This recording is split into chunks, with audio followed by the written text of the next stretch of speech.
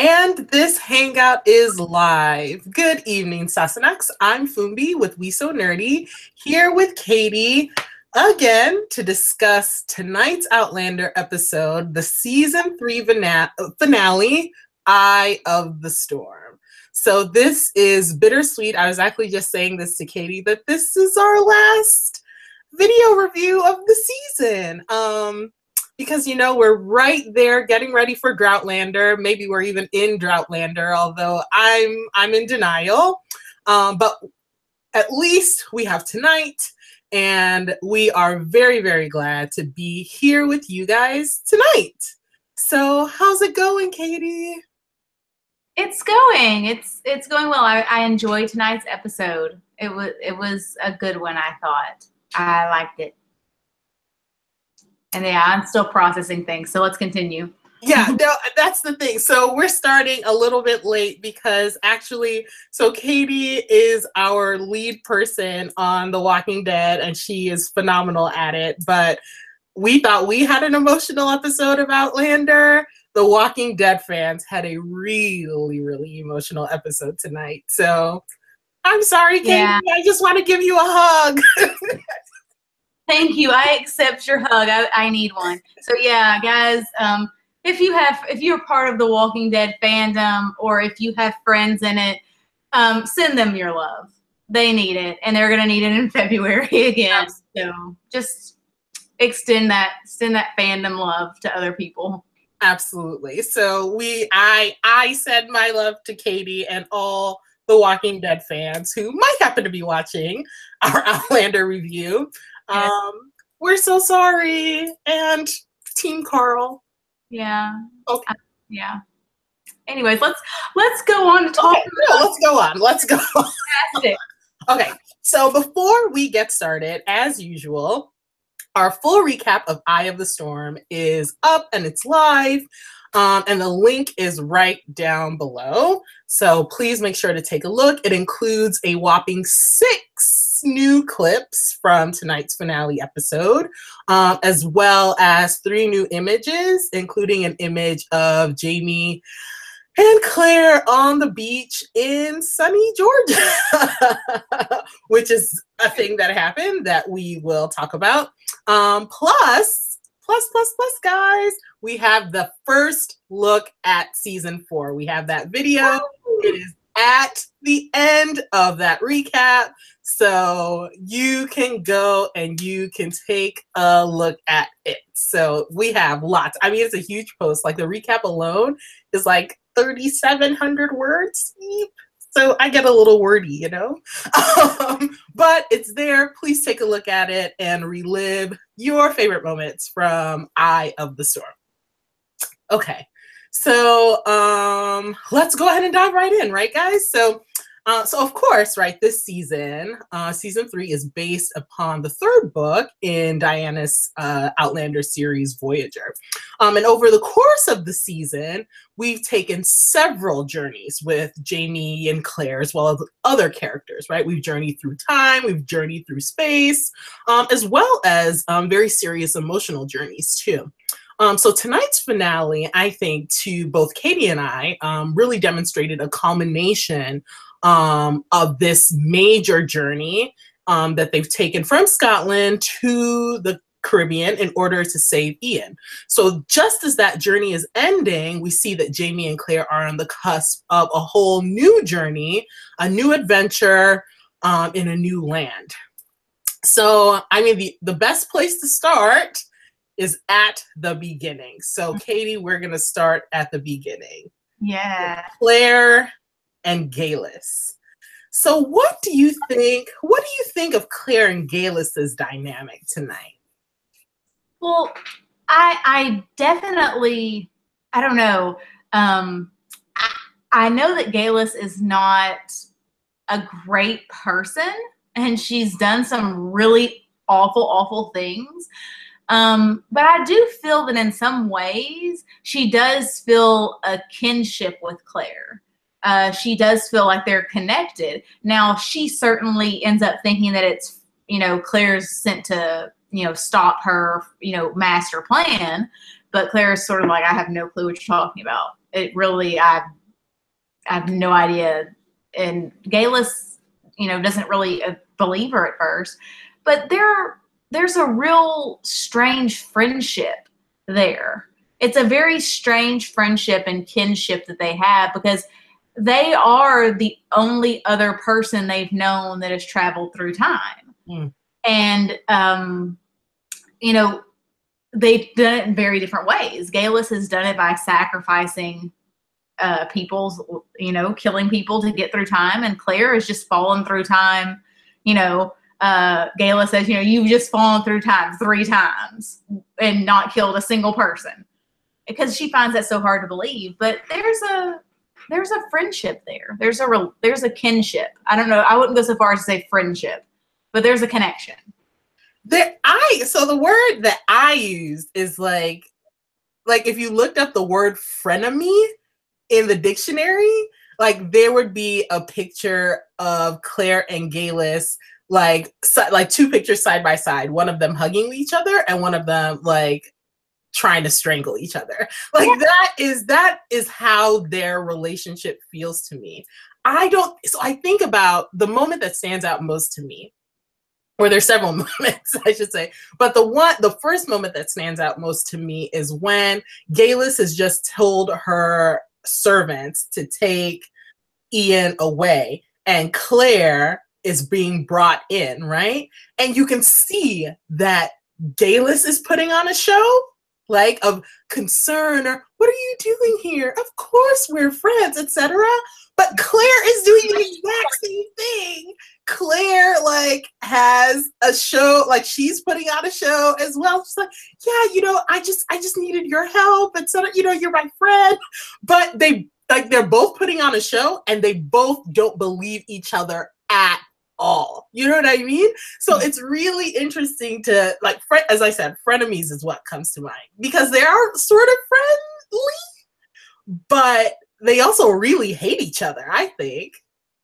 Oh, I think you're absolutely right. And it's a good way to describe them, because they are. Like, Claire doesn't trust a single word Geillis says. Geillis doesn't trust Claire, but at the moment they have to talk to one another. And Exactly. you're right, Claire's putting on a show. She's like all straightening her shawl and looking all demure, just like, oh, I don't know, I just got lost. That is what she said. And your servant has helped me find you. I'm just like, oh my. Exactly. And like, you know, Claire knows that Geillis has Ian. And I feel like Geillis knows that Claire knows that she has Ian, right? But they're still playing this game with each other where, I mean, I don't know how else to describe it, but they're definitely frenemies. But at the same time, I really take your comment very seriously, Katie, and that is Geillis has a goal here, right? That, you know, Claire has literally fallen through time, right? That none of this journey that Claire is now on has been one that was necessarily of her choice, at least at first, right? Whereas Geillis has always been strategic in her plans to travel through time, come back to the past, journey to Jamaica, go back and forth through time, right? And her ultimate goal is to see a new independent king of Scotland, right? And for Geillis, she sees Claire, for better or for worse, as being an obstacle to that.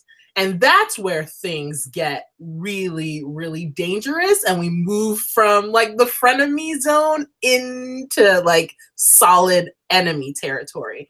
Because for a lot of their sort of initial confrontation, and even when Geillis was talking to Ian, she was like, your aunt knows about this prophecy. She's trying to thwart my plan. When she talks to Claire, she's like, you know, I know that you're the one who turned Colum against Dougal and against participating in the Rising. Why are you trying to frustrate my plan? You know what I mean? And there's where it gets really dangerous. You're right. And because that's Geillis's endgame. That is her whole reason for doing all of these things that she does. And to have this person who she essentially helped survive at the very beginning, be the person who is her demise, is always standing in her way. That has got to really, you know, hit her hard. Yeah. And to understand that, I guess even when she finally realizes that Claire really hasn't, you know, tried to, you know, stop her, it's sort of, she still feels like, you know, maybe if I hadn't have helped her, that this things would have been different. Yeah, exactly. No, you're right about that. And like, I know we're jumping around a little bit, but something that just popped out in my head that if I don't say it now, I'm going to forget. Like I think this frenemy sort of thing is embodied in the fact that, so like later on at Abernathy, like when Geillis says, I'm not going to kill you, Jamie, because Claire is fond of you, right? But I am going to kill your daughter because that's the sacrifice that must be made for the greater good. You know what I mean? So I think that's a part of that. And I know we're jumping ahead and we'll talk about that more, but I feel like that's part of that frenemy dynamic, right? I mean, I recognize Claire as this fellow traveler, as someone who is like me, as you said, Katie, the only other traveler that I know. But at the same time, there's a goal here and a sacrifice must be made. And if that means your daughter is that life, then your daughter is that life. So it's, again, this sort of interesting back and forth that is. Now, I agree. I hadn't really thought about it in terms of that yet. But yeah, she totally leaves Jamie, not because she particularly likes Jamie or wants Jamie to live, but because she doesn't, I guess she's like, well, you know, Claire likes you, so I'll leave you two together, but I'm still going to kill your child. So I guess you're still going to have someone, but you're not going to have the kid. Yeah. Because a 200-year-old baby is something that I need. Thank you. And now we get to the, you know how we were like, Claire, last week we said it, right? Like, Claire, I need you to be a better judge of character when it comes to Geillis. I needed that to happen in this moment where Claire is so determined to convince Geillis that she's been in Boston for the last 20 years that she totally just exposes everything to Geillis. Like, yeah, I have a daughter and she was conceived and we traveled, you know, she was raised in Boston. And here are pictures. Take a look at all these pictures. Oh, yes, you did meet. You know what I mean? Like, just like giving all this information away. And it's like, Claire, I mean, why? I was watching that going, Claire has not drank any tea. There is no reason for her to be this forthcoming with all this information. She has not had any of that. We did have tea, though. But she didn't drink it, did she? That's a good question. I don't know. There was a tea service there. There was, but they didn't drink any because she was all like bundled up, like holding her stuff, right? Okay. Well, you mentioned the tea, and that clicked something in my mind. But you're right. I was so upset with Claire. And I know that she really wanted to prove her point and really wanted to like find Ian and all this stuff. And she had no idea about the prophecy really and all that stuff. So, you know, there's a part of me that goes, okay, I understand. She didn't have all the facts. She definitely wouldn't throw Bree under the bus had she known that. And then there's the other part of me going, you know this woman is psychotic. Why are you telling her this? Yeah. You know, she can travel through time. And you're showing her pictures and you're saying, oh, by the way, we saw you murder your husband in the 60s. Like, just confess, like, just laying it all out there, right? I thought that was funny is not the word I should use, but it was entertaining. I don't know, it was just odd. Maybe odd is a better word. Like when they talk about her, she's like, so you saw what I did to my husband? And they were like, yeah. Claire was like, yeah, we saw what was left of him. And then she's like, oh yeah, that was he was one of my favorites. It was just like, she like in her mind is just like racking up husbands that she like collects and kills and then like thinks about. You're like, you are a kooky lady. She is, and she even goes so far, you know, to say, you know, he was my favorite, and she talks about like his junk. Yeah. And I was like, why is she so obsessed with all of these men's parts? words. Because she went on to like really kind of wax poetic about Dougal. Yeah. And I was just, I don't understand. Like, why is this? It's like not like Claire has seen these men's she's a lady who knows what she enjoys, I guess. A connoisseur of sorts. Let us call her that. A connoisseur of husbands that she collects and then kills in rituals to travel through time. Oh wow. There's a part of me that so badly wants to say what's on my mind, and I'm like biting my tongue and holding. You should say it. Mm-mm. Say it. Say it. Say it. It is up to me. But I mean, honestly, you said connoisseur, and like, let's be real, she's a connoisseur of cock. All she talks about. Well, we're telling the truth here. And that is, in fact, what Geillis presents herself to be. Ridiculous. A ridiculous woman. She is. But she has a one-track mind, and that is to get a Scottish person on the throne. But can we talk about this prophecy? Because I went back and was doing a little research because I was trying to figure out how the prophecy is phrased in the book. And from what I was able to what I was able to find and sort of put together, like the prophecy is the way they've articulated it on the show is way more explicit than it was in the book. Because all I think we knew from and again, I've only read through book 6. So all we know, all the part that I've seen is that in Voyager, all we know is that the future the future Scottish king is a descendant of the Lovett line, right? So Lord Lovett, who is Jamie's grandfather that we met, the old fox that we met back in season 2, right? So ultimately that comes back to Bree, right? Because Bree, I think, is the only living descendant at that time from the Lovett line. So I think that's how they phrased it in the book, or that's what I seem to remember about the book. But then I also read a bit of a spoiler that there are more details associated with the prophecy, like in book 8, I think there are more details.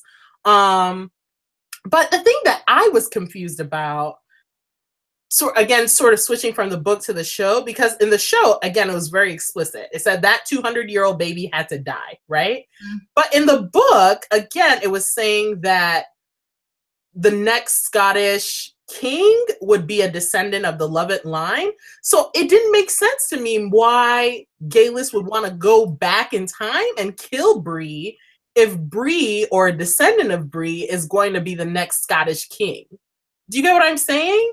Yeah, that would make sense. Yeah. So I don't know if in the book Geillis was planning to go back in time and kill Bree. But we know that for a fact that was going to happen in the TV show. Mm-hmm. Because, I mean, the prophecy was like the 200-year-old baby has to die, and then after that, the Scottish king will rise. So that was something interesting that I have been trying to work through in my mind. I wonder if those of our friends who are watching, if you guys have any insights on that. Yeah. Well, yeah, I don't know. That totally would have served Geillis right, if it had to be descendant of the Lovett line, and then she kills Bree, and then no Scottish king happens because she didn't read the prophecy right. That would have served her right. But, I don't want Bree to die. I'm just saying, if it had been someone I cared less about, but I'm finding out tonight the people I care not so much about end up hurting me anyway. So, Katie, you stop. I wanted to read, so I'm reading through the live chat, conversation in the live chat, and Elizabeth Hansen provides some insight as well. She says, yes, in the books, the prophecy is not very explicit, and the show brings more into it. And Elizabeth Hansen also points out that Bree is a descendant of the Lovett line, but also Willie is a descendant of the Lovett line. And I thank you very much, Elizabeth Hansen, for bringing that up, because I completely set Willie aside in my mind. So thank you for reminding me of that possibility. So I don't know. I don't know. So does it have to be, does 200-year-old baby, is that part of I the, don't even think that's in the book. That's not is that just something they made it for the show?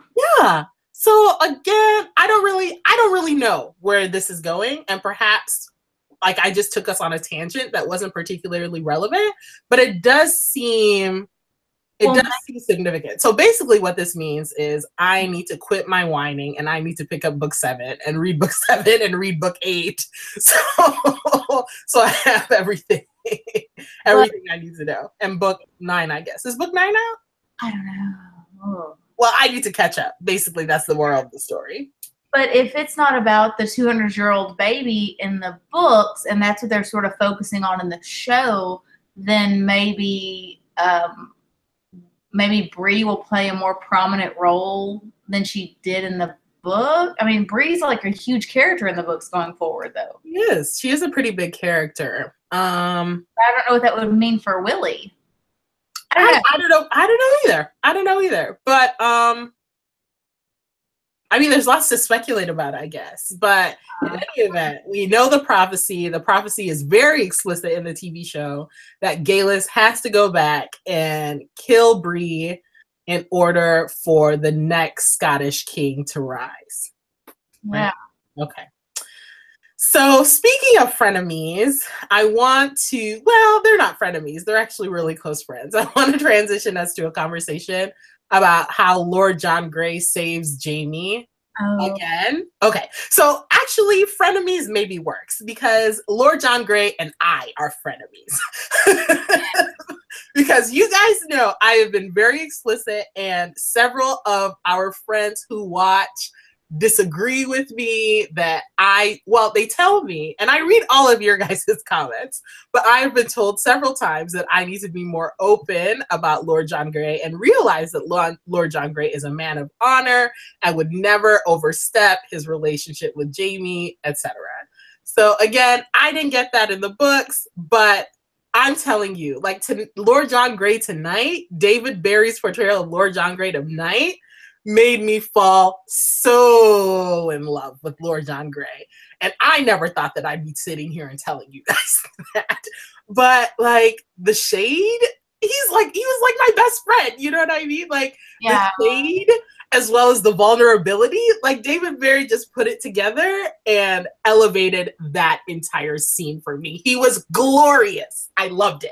Oh, he was fantastic. That whole scene, just with Captain Leonard being so, I don't know, proud of himself for getting Jamie and kind of like really solidifying his, his position as captain. And he is just on it, man. He feels good about himself. Yes, and Lord John Grey's like, have some seats. Let's talk, young child. Yes. Lets him have it. Oh my gosh. Shade is so real in those moments. Oh my God. It was so juicy. Like you knew that, just as you said, Katie, like, and you knew when those soldiers came and they were like, no. We're taking Jamie Fraser into our custody. And he's like, under whose authority? Flashed Lord John Grey's face. Yeah. And Lord John gives Leonard the most epic sentence. Mm-hmm. He questions his position as a captain. He questions his intelligence. Like, how can you arrest a man without having a warrant or an official affidavit? Mm-hmm. And that he legit just questions his authority and is like, you don't have authority here in Jamaica. He keeps calling him lieutenant. That's what he said. He said, can I read the quote? Can I read the quote? Yes. Said, oh my gosh, it was so shady. It was so shady. He's like, you must excuse this is Lord John.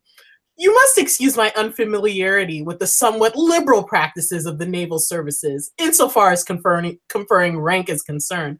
I'm afraid the Army takes a somewhat more traditional stance in these matters, preferring to grant a title of command only when it has been earned. Lord John, the shade of it all. Oh my gosh. And he just went on and on and on and on and just like the most epic set down. I was here for it. And I don't even know how Jamie kept a straight face because I was cackling. It was so good. I know. I mean, it was fantastic. And Jamie's just sitting there, like, because you know when Captain Leonard gets Jamie and brings him there, Jamie knows I am completely fine. It's going to take a few minutes, and then I'm going to be out. And Lord John Grey does not disappoint. He does. And I was, and he, like you're saying, I mean, it's portrayed incredibly. Like, he didn't miss a beat. It was fantastic. And and Captain Leonard, just his face this entire time is just like, he's so proud of himself. And then it's like disappointment, anger, just, he's fuming by the time he leaves. Yeah. It's incredible. It was just wonderful. I love that scene. It gave me life. So much life. And then he leaves, right? Because it's like, yeah, you're not about to arrest Jamie Fraser.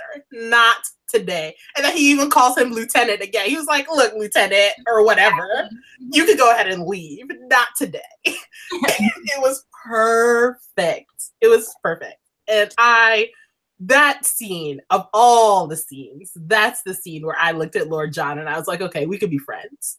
We can be good friends, in fact. Yeah, we can be friends. We can be friends. But then, like I said, the shade and then the vulnerability. Because as soon as Captain Leonard leaves, then Jamie's like, look, I got to go. I got to find my wife. I got to find my nephew, right? And they say their goodbyes until next time, right? And then Jamie leaves the room and you just look at Lord John's face and like the longing. See, the thing now, I'm gonna do what people have told me to do, and which is to give Lord John the benefit of the doubt of being honorable. So I don't want to say it's longing because I don't think he's like, I will believe that he understands that he and Jamie are just friends, right? But there's something in his face that it's like, I wish. You know what I mean? Yeah. His looks, they're so loaded. Yeah. There's so much emotion and feeling there between them. And I don't think that Lord John Grey would ever try and come between Jamie and Claire. I think that he knows that that relationship is solid and established, but that doesn't stop him from feeling what he feels. And he looks at Jamie like someone would look at someone they love. And it broke my heart whenever he was walking, whenever Jamie turns and leaves and Lord John Grey is looking after him, because I mean, I feel bad for him. I really do. And that's so weird to say that I feel bad for him not getting the love that he wants, because that means my ship's good. I know. I'm sorry. I feel bad for you, but still. Because the thing is, like, this is not the place to like start spilling all my tea all over the place. But I know unrequited love, right? Because I have experienced unrequited love. So that is something that look that Lord John gave, I know that look. I've given that look. And I felt that very intense feeling. Like inside of my chest of that look. So that's something that I do feel, it broke my heart. It absolutely broke my heart. But at the same time, I'm here for Jamie and Claire. I'm here for Jamie and Claire. So the fact that Jamie's like, I gotta bounce. I gotta go get my wife. I'm like, yeah, Jamie, you gotta bounce. Go get your wife. But yeah, Lord John, he'll be there. That's the thing, right? And Jamie knows that. Lord John is his friend. Jamie can count on Lord John for anything, and Lord John will be there. Yeah, I think you're absolutely right. And it's one of those odd feelings that you have where you feel badly for him, but at the same time your ship is sailing, and Jamie has to go and find Claire because he knows something terrible could happen to her. And so I'm sorry, Lord John. I wish you know. Oh gosh, like the more we talk about it, the more my heart breaks. No, I'm like, I really need him to be happy. I want him to be happy in the future, Like, does he find someone? I want him to be happy. That is what I want. But the thing is that, and our friends that are watching, I hope that you'll comment. As soon as I say this, I'm going to go to the live chat and check on it. But I do think Lord John has had a happy life with Isabel and Willie. I mean, I think he has. I genuinely believe that he has had a happy life with those two as his family. So, yeah, I think you're right. I hope there's that. I think he's probably had a good. I think he and Isabel. Is it Isabel or Isabella? Isabel. Isabel. He and Isabel. I think that they kind of have a very good partnership together, and they're probably very good parents for Willie. And so I think he has that, and that probably makes him happy. But I guess what I would like to see is, you know, for him to have a romantic love that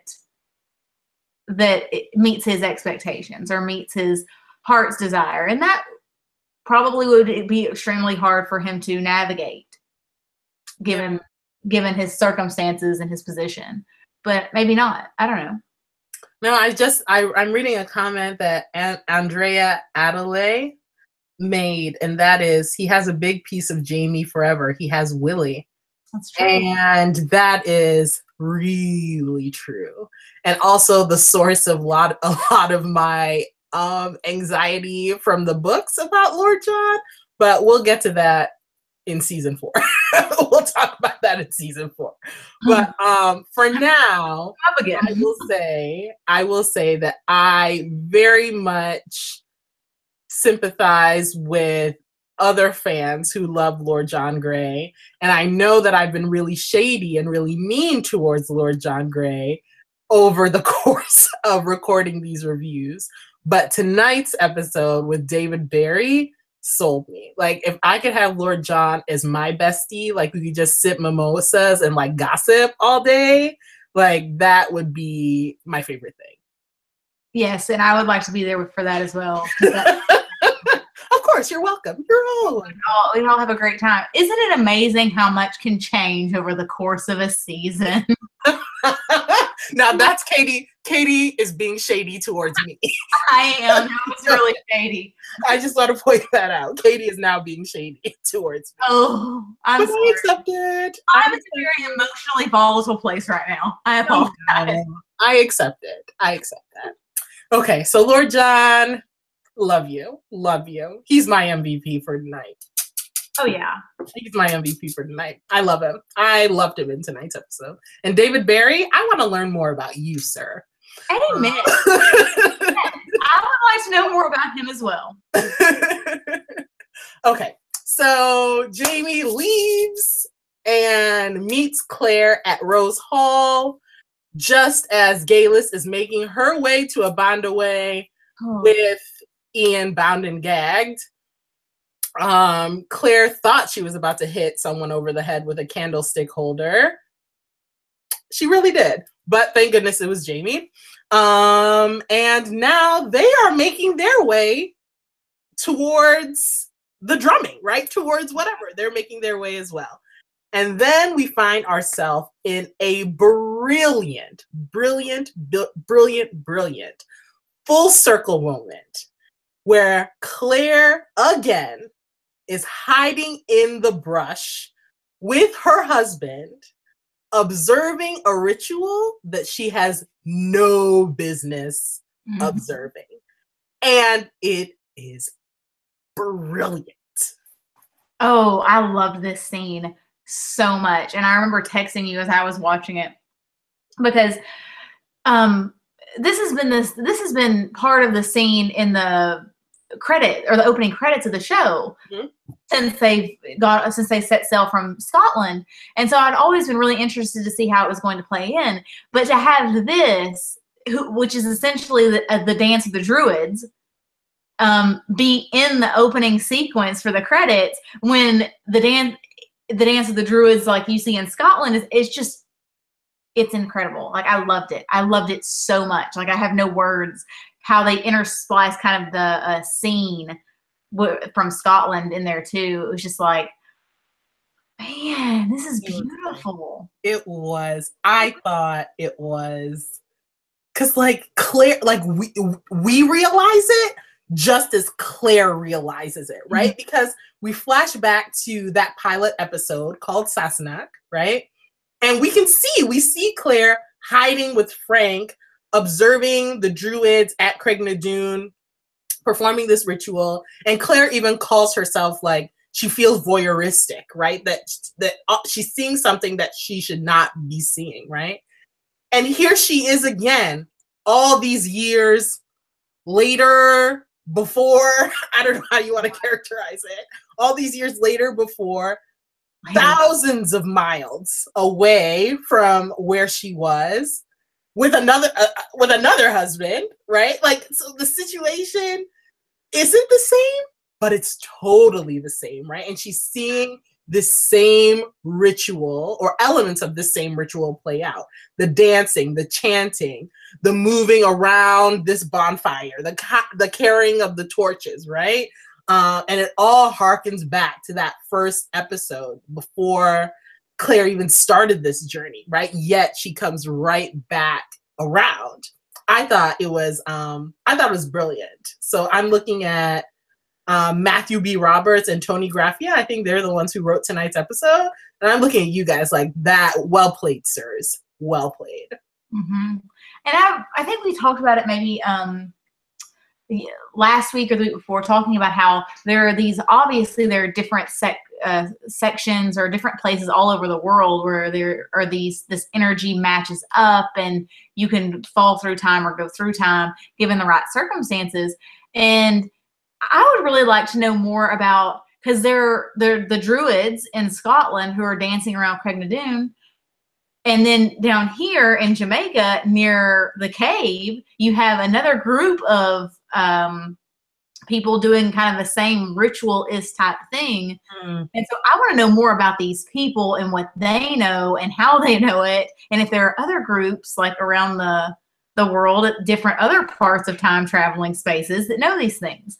Like, I'm like digging into this like it's like a legit thing that happens, and I need to know the facts now. Well, I'll say there is more of this in the book. That's all I want to say because I don't want to spoil. But you can imagine, right, that if Jamie and Claire go to Jamaica and find another place that's like Craignadoon, it wouldn't surprise us that maybe Jamie and Claire would go somewhere else and potentially find a place that's like Craignadoon, right? So there are these spots all over the world, these areas of energy.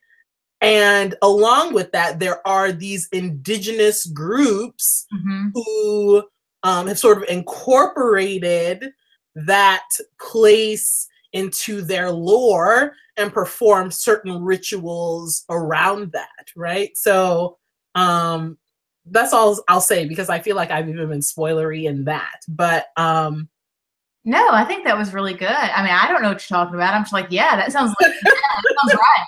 You sound like you're onto something. Tell me more. But I mean, it's really interesting. And whenever Claire tells Geillis, I feel drawn to something on the other side, I was wondering as I was watching that, is Claire also drawn to these places? That's a great point. That's a great point you make. I'm curious as to that. It's because she can travel through time so freely. Is she also drawn to these places? Because she just sort of gets sucked in the cave. Like the water seems to be calling her, and Jamie reaches out and grabs her and breaks that connection. And so I wonder if she's connected to those points as well. Sure, that makes sense. I think that makes quite a bit of sense to me, right? I mean, it shouldn't surprise us that Geillis would be attracted to these places as well, right? So that makes sense. I wanted to read a comment from, I'm so sorry, there are no vowels in your name, so I don't know how to pronounce it, and I apologize. First Mishi? Frsttmshy. I apologize.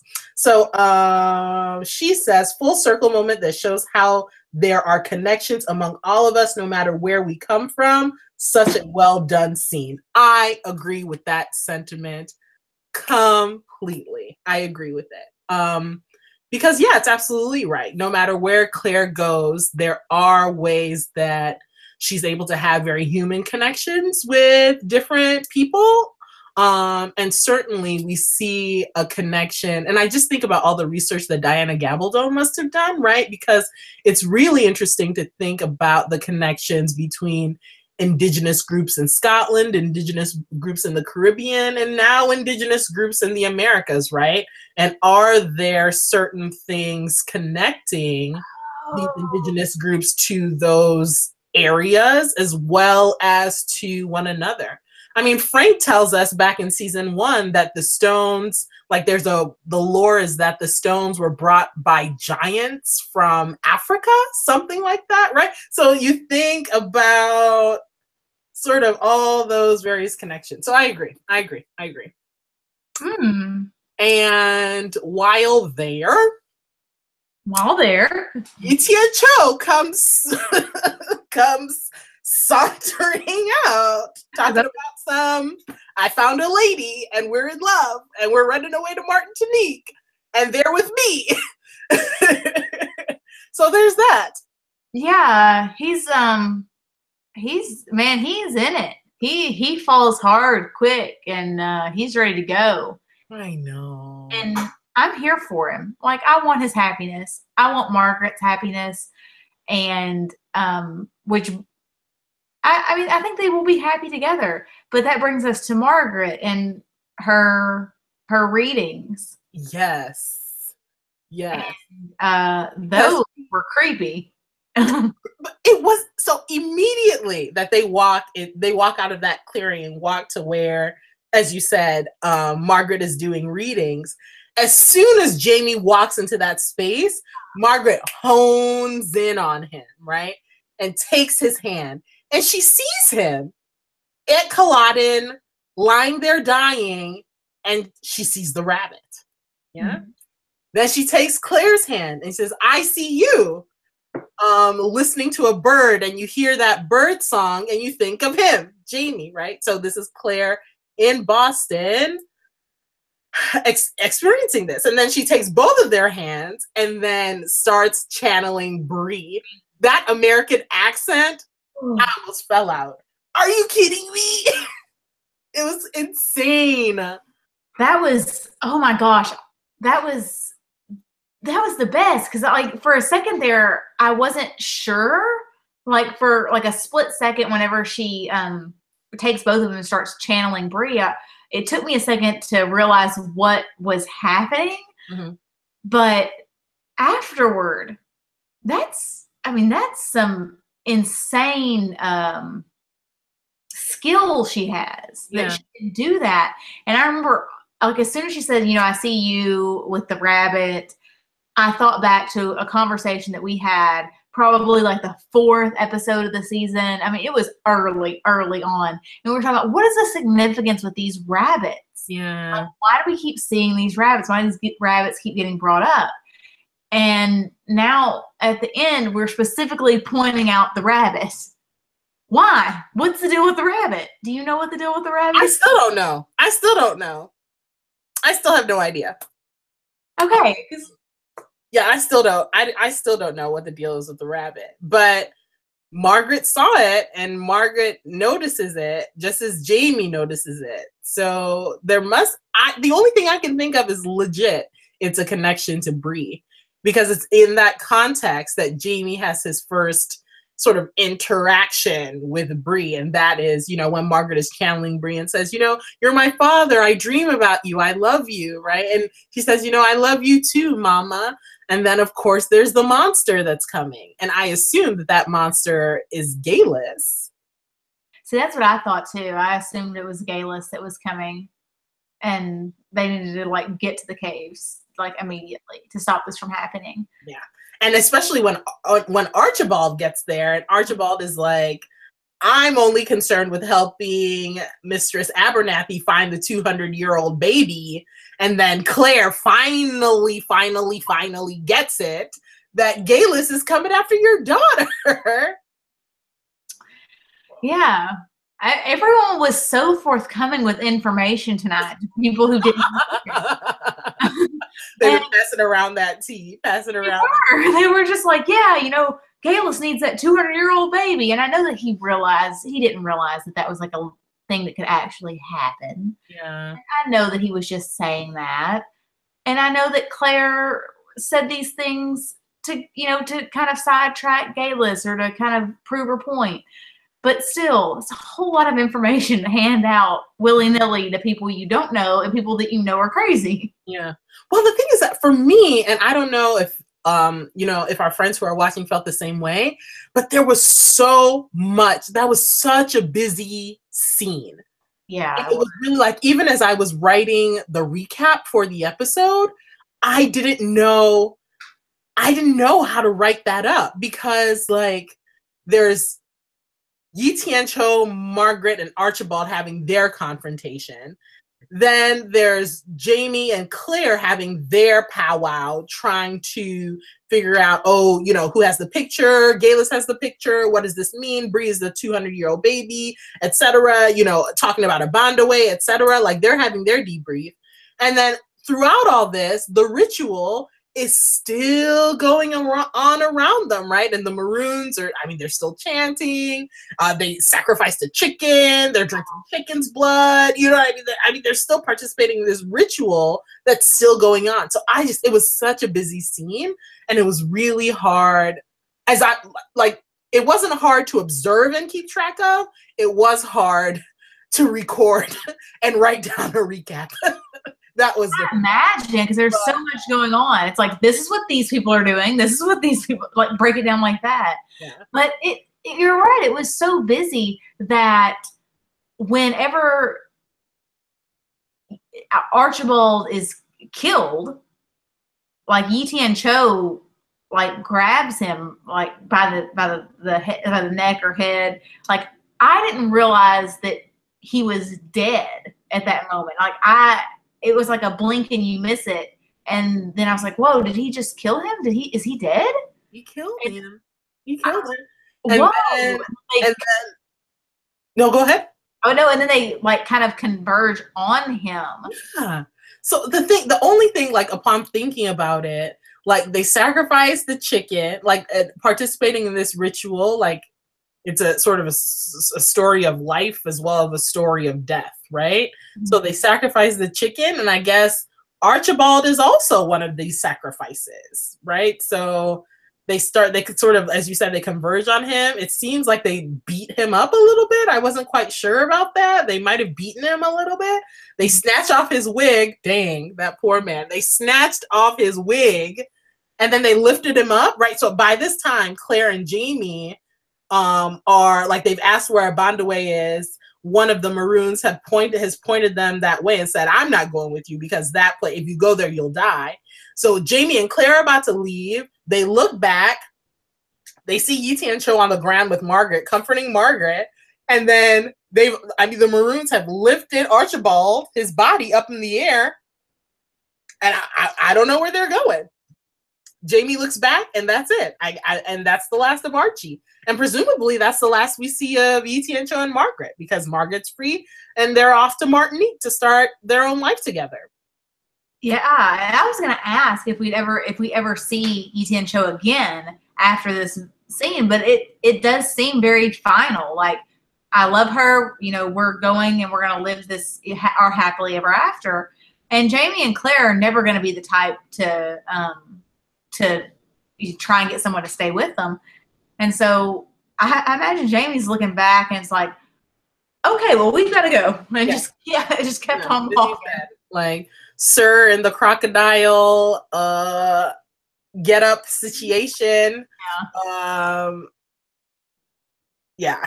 Well, the thing is, like, I don't know, like, I was watching it and I don't know. Because, like, I feel like I think about the Druids back in season 1, and that entire scene, that entire scene I felt was quite beautiful. It was quite beautiful. That is not the sense that I get. I would not watch this ritual of the Jamaican Maroons and call it beautiful, right? It was actually quite violent, and the word savage comes to mind, and that gives me concern. That gives me concern, and I don't quite know how to articulate that concern, right?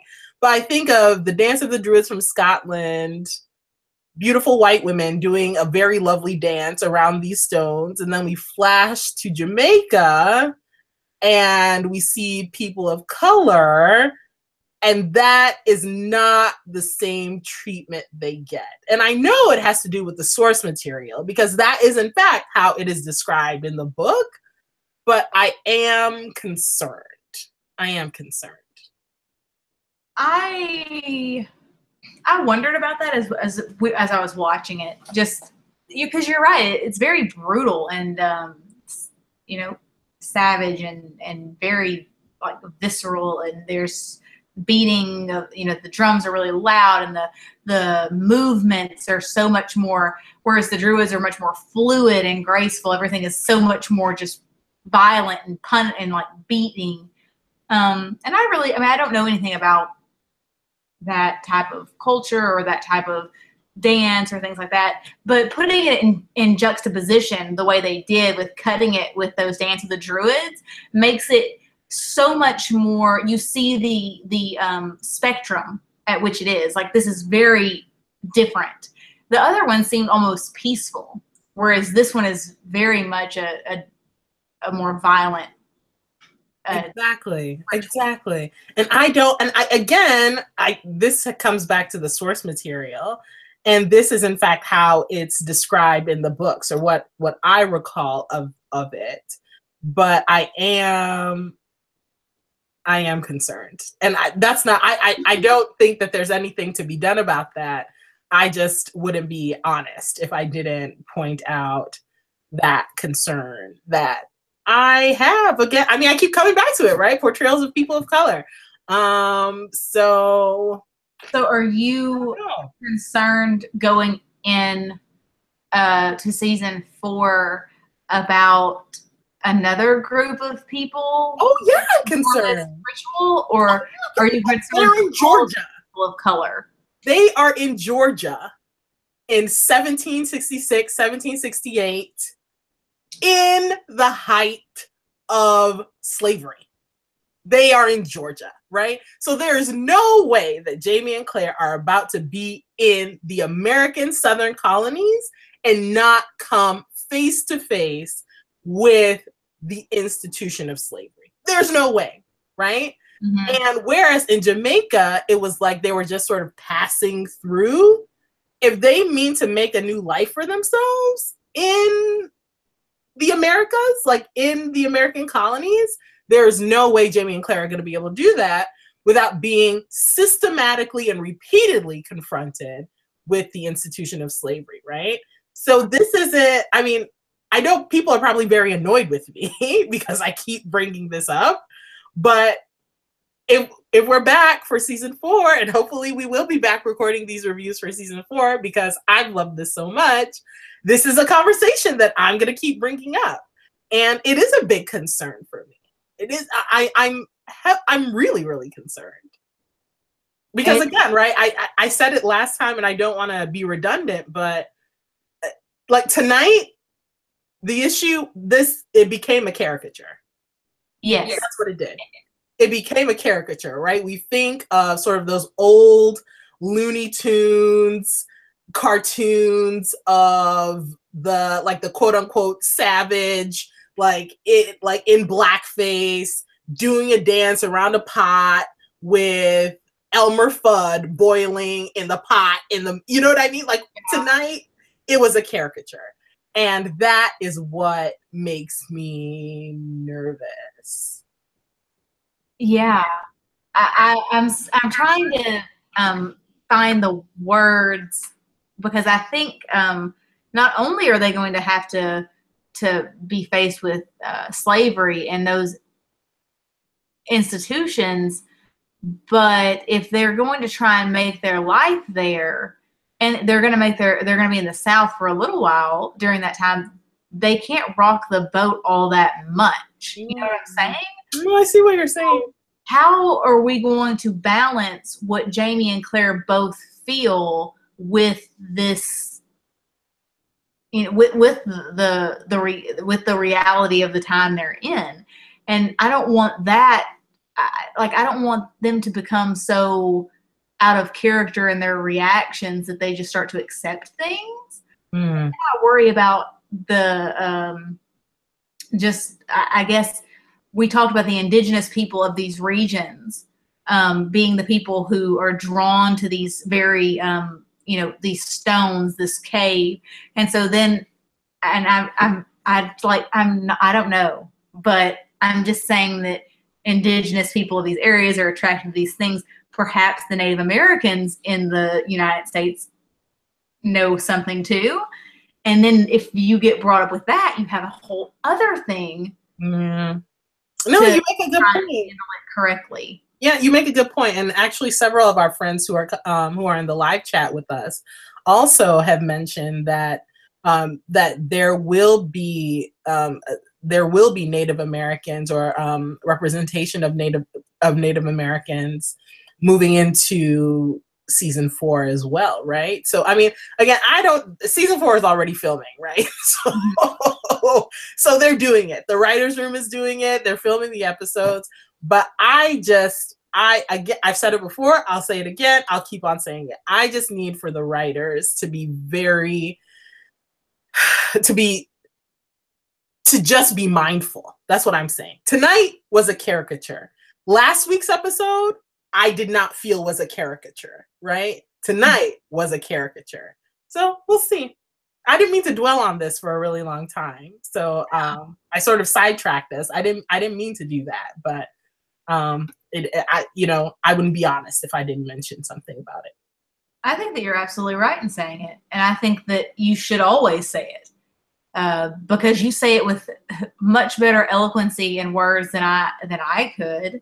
And I mean, I'm not saying that I'm a good talker, good speaker anyway, but you're right. And I don't think anyone is ever annoyed with the truth and the that you bring to those things, because you're right.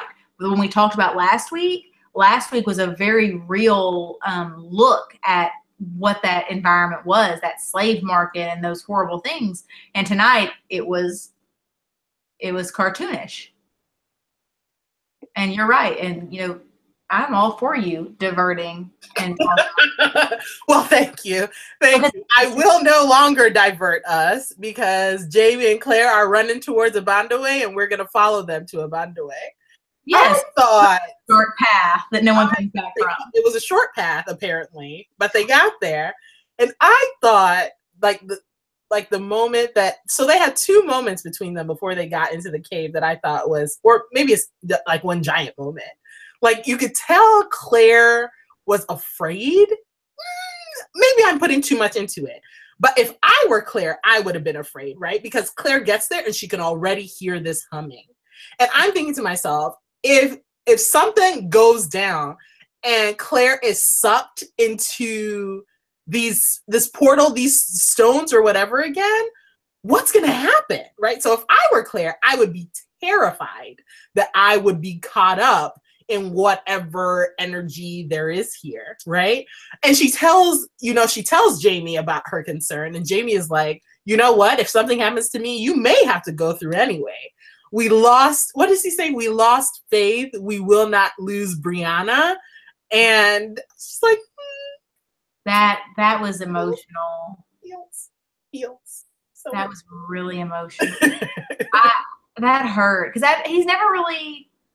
I mean, they haven't really brought up. I mean, they've talked about faith, but it's never really been like a thing. But that moment when he says that hurt. That broke my heart. Yeah. But it was important, right? Because it gave them, they knew that, like, these are the stakes, right?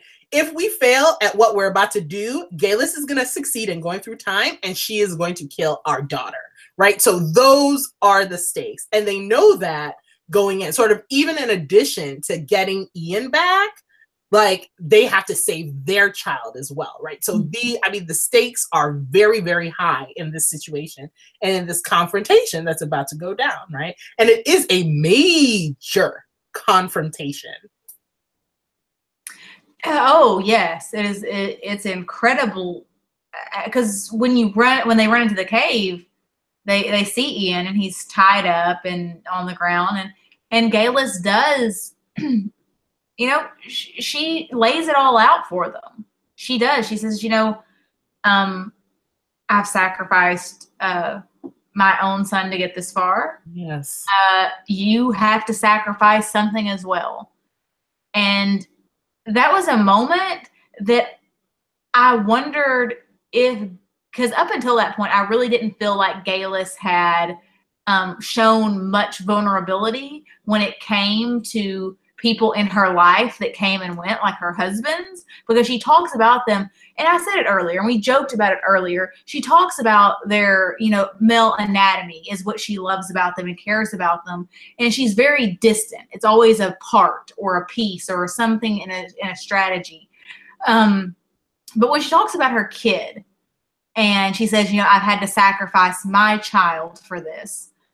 You have to sacrifice something.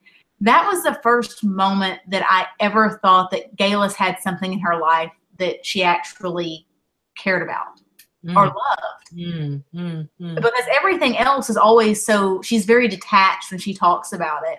But using the word sacrificed, you know, that implies that there's some meaning or something, the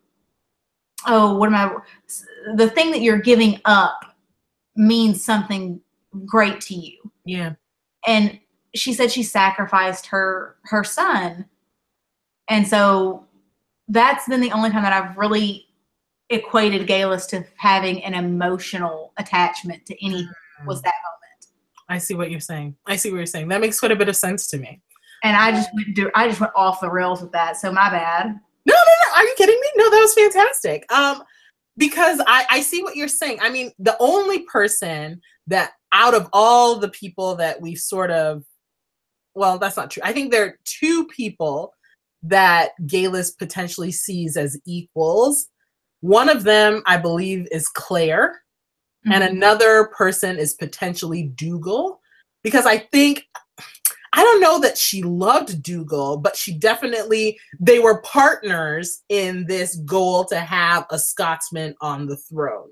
So I think Geillis feels quite a bit of respect for Dougal in that.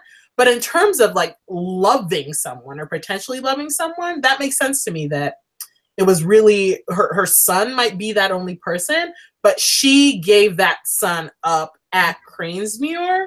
She gave a lot up at Cranesmuir, right? For the sake of, she gave up her son, but she also gave up quite a bit for the sake of Claire, right? Whatever plan that she had in the motion, she sacrificed that in order to save Claire from being burnt at the stake. And Geillis says all this, right? So it's now your turn to make a sacrifice, Claire. And that sacrifice is going to be your daughter. In the midst of this, right? Jamie's in the background fighting with Hercules. I believe that's what the manservant is named, Hercules. So Jamie's struggling, trying to fight with this guy. Claire is like, how do I not have Geillis set Ian on fire? And how do I also prevent Geillis from jumping in this portal and succeeding in her plan to get to Bree, right? So there is a lot going on. Again, a lot going on in this scene. There is. It's very dramatic, and it makes your heart, it makes you get anxious. But I was going to ask something, and I'm sorry, I'm going off track again. No, it's okay. What's up? You know how she essentially says, Claire, it's your turn to sacrifice something. There's this idea of being indebted.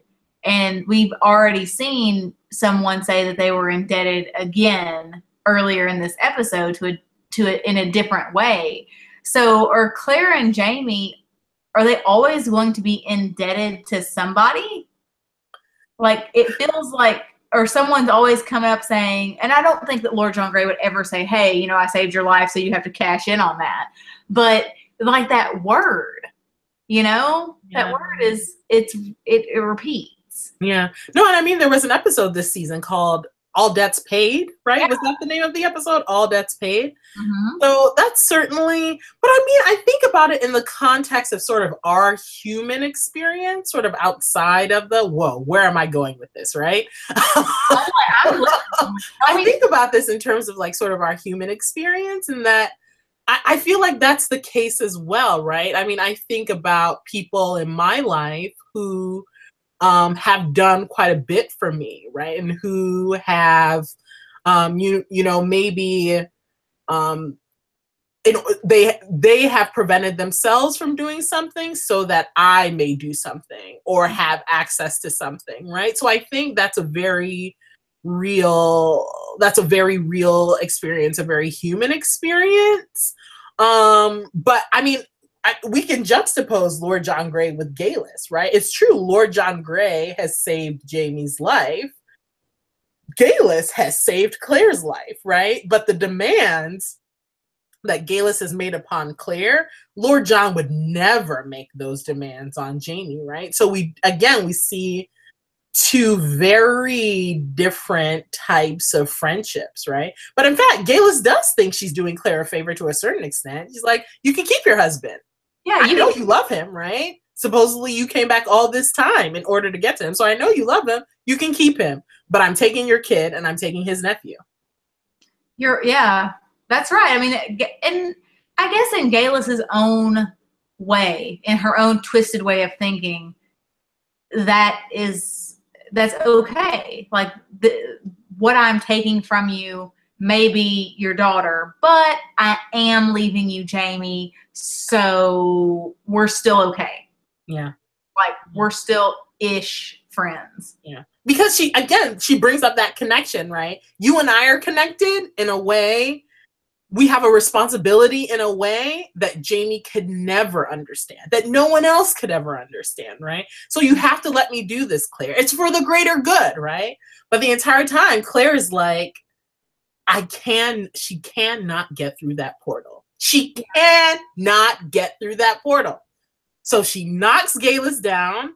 While Geillis is down, she sees, I don't even know where this knife came from, or this, I don't know where it came from, because Jamie still has his own dagger because he has it to Hercules' throat. So I don't know where in the world this dagger came from, but Claire gets it. And as soon as Geillis tries to make that leap, Claire cuts her head right off, or practically right off. Mm-hmm. And it all happens so fast too. Yeah. It was another one of those moments. Like, did that really happen? Like with Archibald, like, did she really just do that? Yeah, and then you see Geillis, and you're just, whoa. And Claire's obviously in shock because she's not going to let Geillis go through that portal. Mm-mm. She's not. I mean, if she has to die stopping her, she would do it as long as it saved Bree. Yeah. And so, but she's still, in shock that she actually did it. Yeah. But man. Yeah. I mean, I said it in my recap. What won't a mother do for their child? Yeah. What will not a mother do to save her child? And that's what we talked about it. Those were the stakes.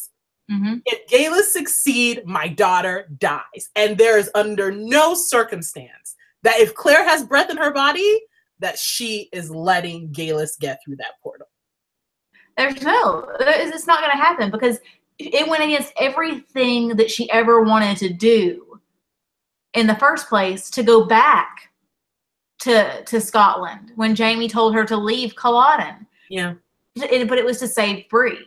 It was to everything she has done in her life has been to give Bree a good life, to to help Bree out, to do all of these things. She's lived her life for her. I mean, I'm not saying that she didn't accomplish things on her own, but she has been very mindful of her daughter and the kind of life that she wants her to have. Yeah. And she's not going to put all that so Geillis can hop through a portal and think she's going to put the King of Scotland not at all throne somewhere. No. Not on Claire's watch. No, Barbara WM said something. Barbara WM took me back to Harry Potter. I see my daughter, you bitch. Yes. That's exactly it. That is it. Claire is Molly Weasley in this scene. And it's fantastic. It's fantastic. It's fantastic. That is a fantastic comparison, and that makes everything. No, Barbara's on point. Barbara is on point. Barbara is on point. Absolutely. But Claire, as you said, like Claire is also in shock, right? And I feel like her shock arises from a couple places, right? She's still hearing this hum and she's being lured towards the portal because apparently the portal has now had its sacrifice of death. So now it's like calling Claire. Jamie is able to snatch her back. And they take one last look. Well, one thing was funny that I have to point out. It was hilarious to me that after all that Ian had been through, he made sure to grab those jewels that were on the ground. He didn't even grab Bree's photo, but he did grab those jewels before he ran out of the cave. So I was like, we know what Ian is about. But yeah. Jamie grabs the picture. They take one last look at Geillis, and that's also shocking, right? The fact that she's just killed this woman who, at a time, she believed to be her friend. Mm-hmm. And then there's also the shock once they get outside of this flashback to a time with her best friend, Jo Abernathy. That was incredible. That was awesome. And I've been expecting it. I've been expecting it and holding my tongue for so long. But that was really satisfying. That flashback was to Jo looking at the bones and Claire back from, goodness gracious, episode 3 or 4 of the season. I think it's Freedom and Whiskey. Is that episode 5 maybe? 5? It was so early on, and to have that kind of come around again. And Claire is always like, and that's another way that Claire and Geillis are connected. Like they always find each other. No matter what time, they're always going to find each other. Yeah. Oh gosh. And even her bones. Like they remember in that episode, like Claire, like as soon as Claire walks into that room, she feels cold, right? Uh-huh. I remember Claire like sort of like warming herself, like she felt chilly all of a sudden. And it was like, you're right about that, Katie. Like they will always find each other. I know. One thing that I wish they would have been more explicit about, but maybe they just assumed that we know it, right? Was the fact that Geillis was Mistress Abernathy of this Abernathy plantation. Mm-hmm. And obviously Jo Abernathy is Claire's best friend, right? So, I mean, I think it's quite obvious that Jo's ancestors were presumably slaves on this Abernathy sugar plantation in Jamaica. Yeah. I don't think, I mean, there's no reason for them to use, or there's no reason to use the same, surname twice, especially when you've got this wide variety in a small book world, So yeah, like there's coincidence and then there's this. And so, yeah, totally. Jo is definitely related to, or not related to Geillis. I'm not saying that they were related, but he has connections to her. And then that again proves that Claire cannot escape Geillis no matter what century she's in. Yeah. Yeah. Yep. But Jo's a good guy. I miss Jo. I miss Jo too. And I know Claire does as well. Jo's a good guy. Mm-hmm. So they get outside. They get out. They have a group hug that I thought was really sweet. That was sweet. Yes, that was really sweet. And then they get the hell out of Dodge. They get on that Artemis and they leave. Yes. And then we get my highlight of the episode. And that is the moment that Jamie decides he wants to narrate an erotic story starring him and Claire. I'm here for it. Those writers knew exactly what they were doing. Oh my gosh. They know their audience, and I was pleased. Katie, that scene, am I making this up? That scene went on for like 10 minutes. No, it totally was so long. I was like, oh my goodness, this just keeps going. That was like a 10-minute scene. And it was like flirty and playful, and then it like moved, and it was like more flirty and playful. And I was like, is someone gonna knock on the door? Like, I was waiting for them to be interrupted because that's how they've trained me that nothing, like, they're never not gonna get interrupted, but it just kept going and no one interrupted them, and it kept getting more and more sexy. And I was just like, and I texted you. I was like, is Jamie reading erotica and they're doing that? Totally okay. That was perfect. I don't hate it. Can I just read? Should I read? Can I read? I love it when you read. Okay. I just have 2 quotes that I'm going to read. Just 2. And and then we're gonna keep it going. Okay. So Jamie says, and then I shall lay you on your back, and you might moan a bit if you like to encourage me. Otherwise, you just lay still. Next, I shall lie upon my back and have you stretched out at length upon me. And then Jamie flips them over and proceeds to do that same thing he just described. Yeah, let's go. So that I can take hold of your buttocks and fondle them properly. My God, you have the roundest ass I've ever seen. If you wish to kick your legs a bit or make lewd motions with your hips and pant in my ear and make those wee noises at any point in the proceedings, I won't have any great objection. And then, of course, Claire says, I don't make wee noises. I don't make these noises. Yes. And then Jamie says, well, we shall spread open your thighs, take down my breeks, and then we shall see what sort of noises you dinna make then, Sassenach. Yeah. Yeah. That was a gift. That was a gift. Sam reciting that dialogue was a gift to all of us. Yes, it was. I would like to thank Sam and everyone who made that happen. Thank you.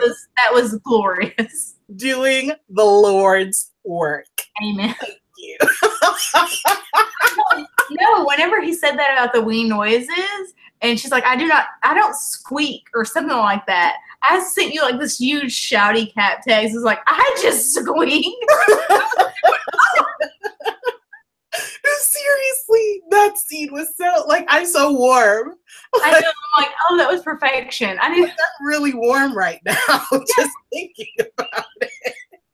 But it was fantastic. It was such a good scene. Yeah, I need Sam Ewan to literally do the audiobooks for my favorite. Like, if we can link Sam Ewan up with Lisa Kleypas. Oh, you have just like blown my mind. And actually, that's what I said.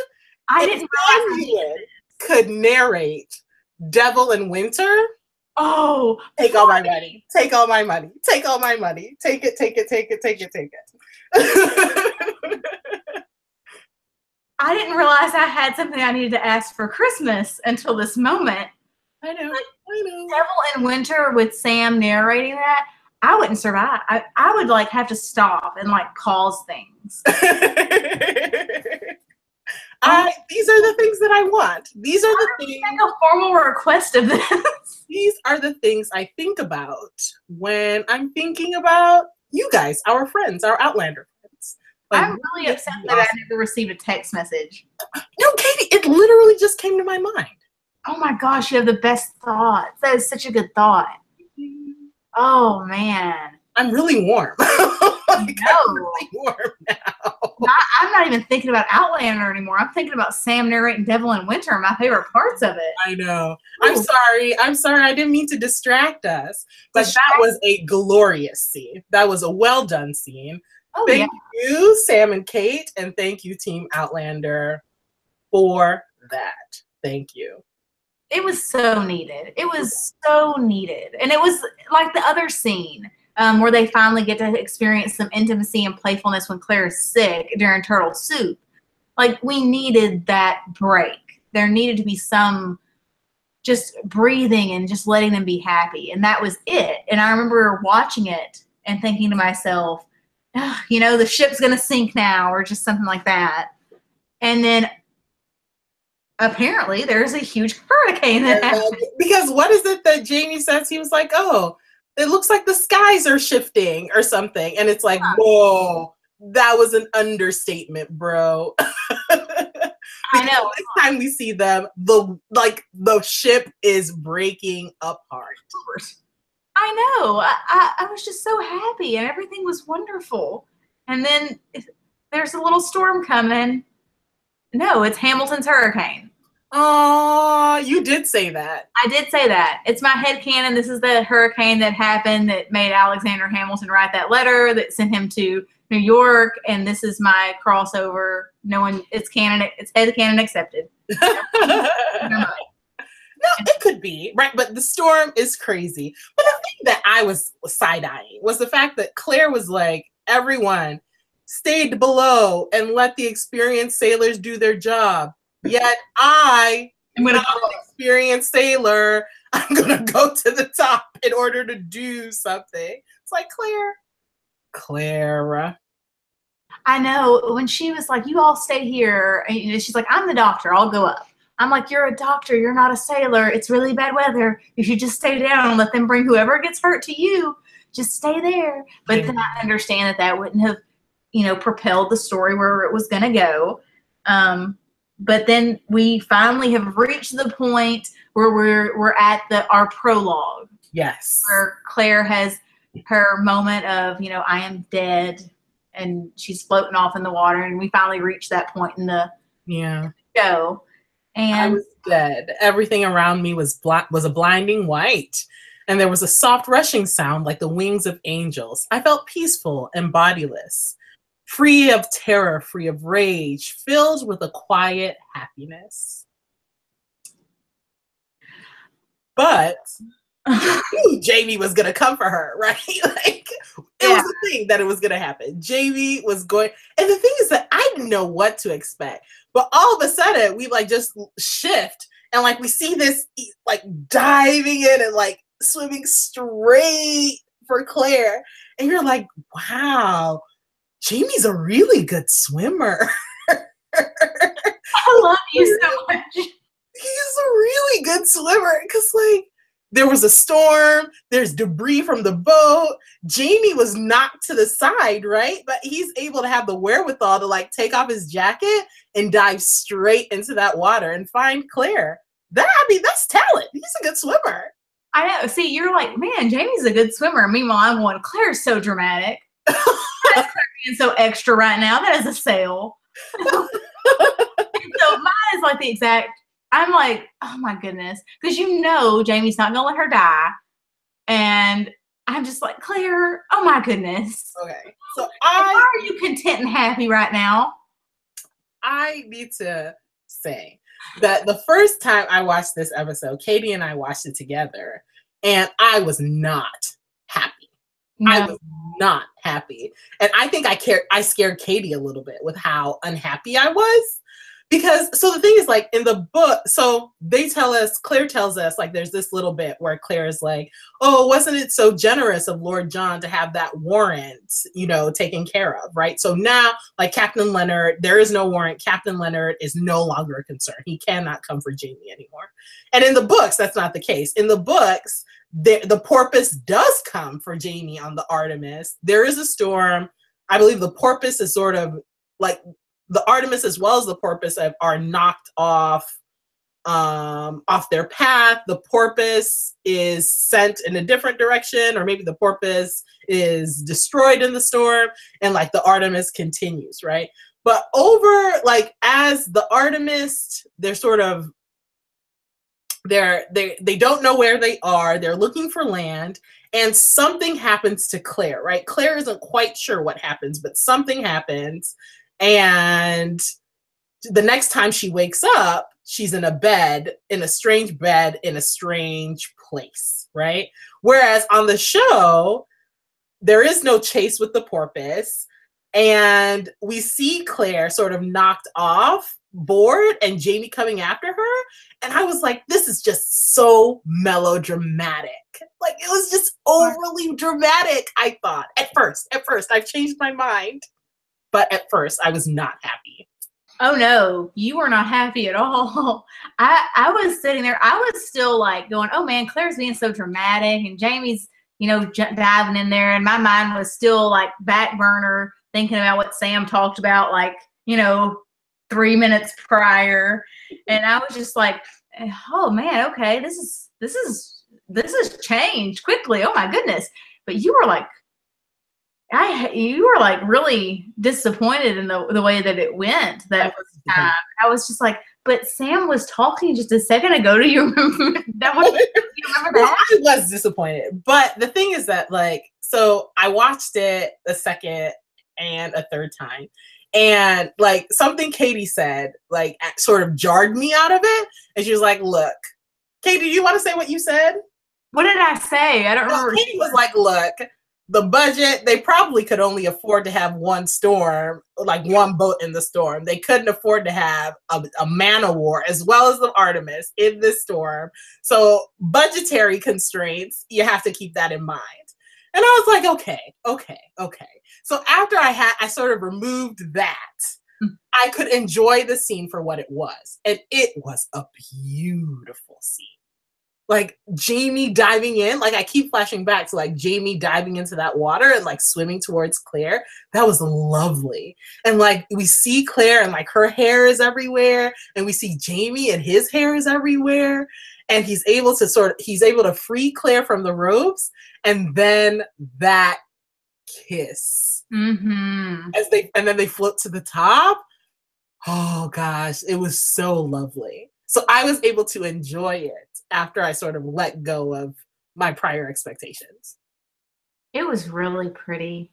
It was. And we can make all the jokes about them being, you know, dramatic and it being melodramatic. Because let's be real. First, it was a little dramatic.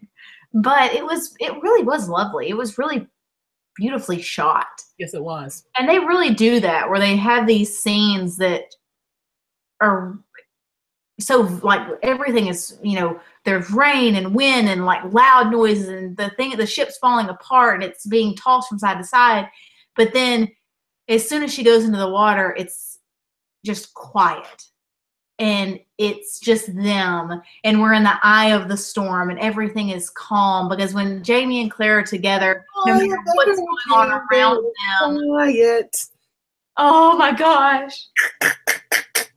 Why are you pulling a Hamilton? I shouldn't have done it, but I couldn't help it. And now I'm sitting here thinking, you know what? You wouldn't have been in the eye of a hurricane if you hadn't put yourself into it, Hamilton. Well, that's and you should have treated her better. Yes. Oh, don't even come at me. We're on stand right now. Ham for Outlander.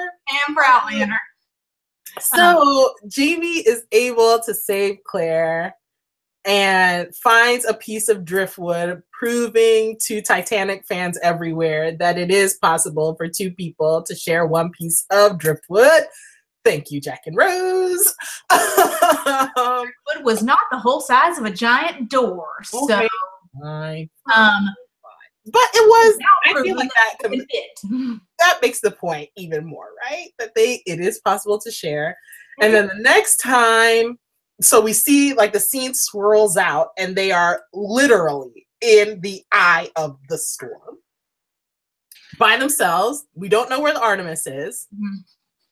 The next time we see Jamie, a young girl is poking a stick at him and running off. I know, I loved that. I thought it was sweet. I was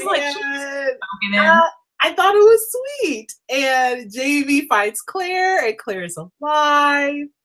And then I think, is it the Oliver family, Mr. Oliver, Mrs. Oliver, and their little girl come back and say, oh, there's another boat down there, presumably the Artemis, and people have helped them, and isn't it great that you guys survived? And they're like, where are we? I know, I was like, where are they? Where How did this happen? Well, we now know where they are. They're in Georgia. They are in Georgia. They made it from the Caribbean all the way up to the American colonies. And I just thought, like, that last scene where that's like that sweeping scene, right? Because we see like Jamie and Claire are hugging each other. Jamie even sheds a tear. The Oliver family is making their way elsewhere, and we see that sweeping scene into the new land, right? Mm-hmm. And this will be the place where they make their new home. This will be the place where their new adventure commences. Yeah. I thought it was well done. It was beautiful. In my mind, I'm just like, Georgia is such a long way from the Caribbean. Yes, it is. And I don't know how long they were on that boat before that storm hit. I'm like, why are y'all that, so y'all got really off course. Yeah. We're trying to go back to Scotland. So yeah. I don't know. Maybe they were planning to sail north before going east. I guess so. I mean, you had to, like, their course had to get changed before they hit the bottom of Florida to, like, hit up there in Georgia. Yeah. I was like, man, y'all are this is an odd location. Like, I thought that they were going to say they were in Carolina or something. Mm. But I was like, well, they made it all the way to Georgia. So now here we are. And we hope that Ian and Fergus and Marsley and all the other folks, we hope they're alive. But this is where season 3 ends, which is where, in fact, book 3 ends, with them here in Georgia, in this new land, this new place. And this will be the set for the next adventure. Ta-da! You're in America. You're in America. America. And I'm really excited. And I'm excited for the next season, but I'm really excited to see what they do with the opening credit music, because we had the Revolutionary War, like, tap, like that military music at the end. And so I'm so excited just to see what the opening credits sound like next year. No, I trust Bear McCreary though. Like, Bear is going to make it happen. It's gonna be something really good. So I trust that. And the thing is, like, so as I mentioned earlier, we had Starz released a sneak peek. It's like 20-second sneak peek of season 4, and it's on the site. So go take a look if you haven't seen it. But it's basically Jamie and Claire, like Claire telling Jamie about the American dream. And it's like, this is why they're here, that they too are going to grab their piece of the American dream. So I thought that was I liked that. I liked that scene quite a bit. So I don't know. I know what to expect. I'm a little nervous about what to expect, but here we are. Yeah. I don't know. I don't know what's going to happen next. And yes, on the quotes, yes, Savannah is on the Atlantic. My map skills, in my mind, the only little piece of Georgia is still south. So I apologize. Give me, yeah. Oh, that's cool. Give me a little leeway this evening. Thank you, Kislina. Thank you. But yes, it totally is. Duh. And thank you for. They're in Georgia.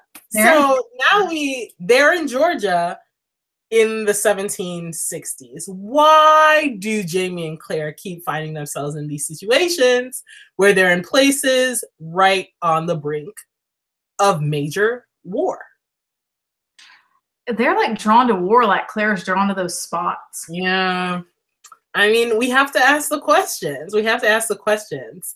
It's interesting because, like, one thing that stood out to me that it's explained more in the books and maybe explained more next season, but when Claire is talking, when Claire says to Geillis that she never needed a sacrifice, she never needed anyone to go through the stones, and Geillis says, then how did you do it?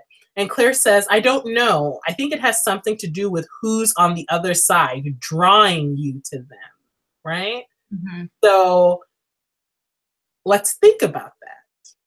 Who is on the other side, drawing who to who, connecting who to who? I'm not going to say anything else. Let's just leave it at that. Let's just leave it at that. Let's leave it at that. But I think that's important. I think that's important. So who is on the other side now that Jamie and Claire are together that's drawing them? Who is on the other side that might be drawn to Jamie and Claire? Who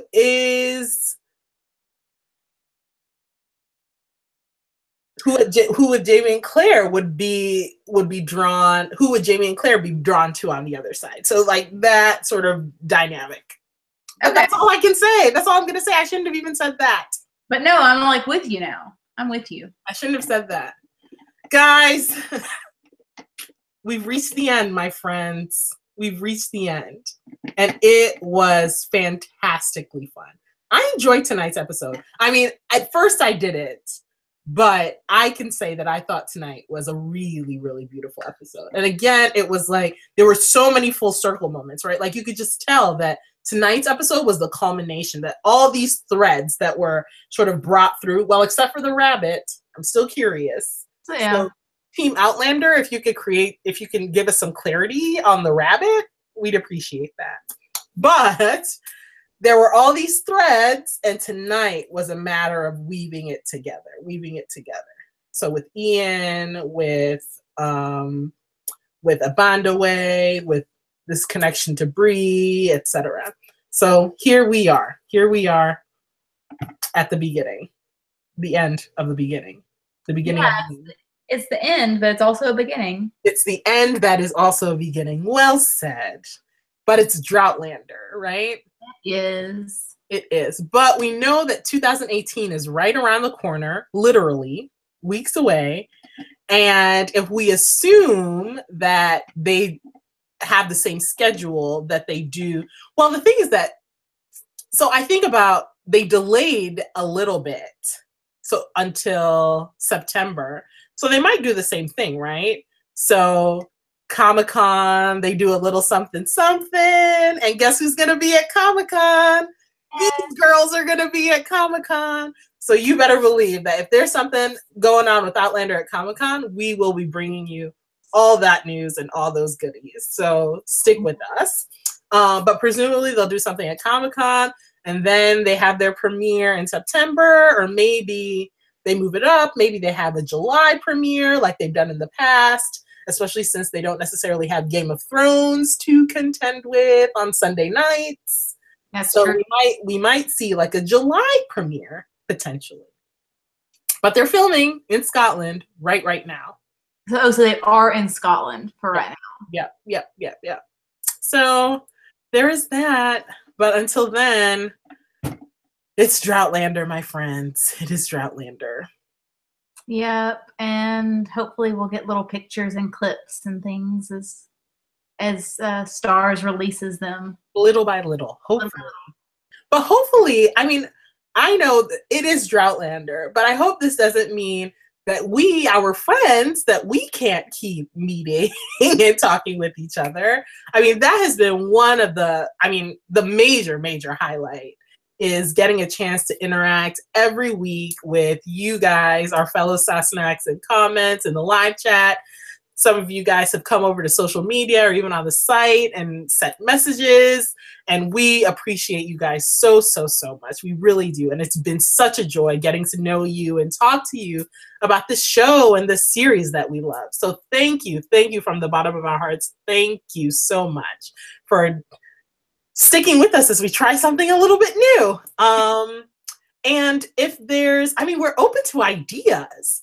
So if there are any other Outlander-ish topics that you would like us to talk about, or maybe there are other shows or other books that you're interested in that you would like for us to talk about, please let us know. Leave us a comment, find us on social media, and let us know.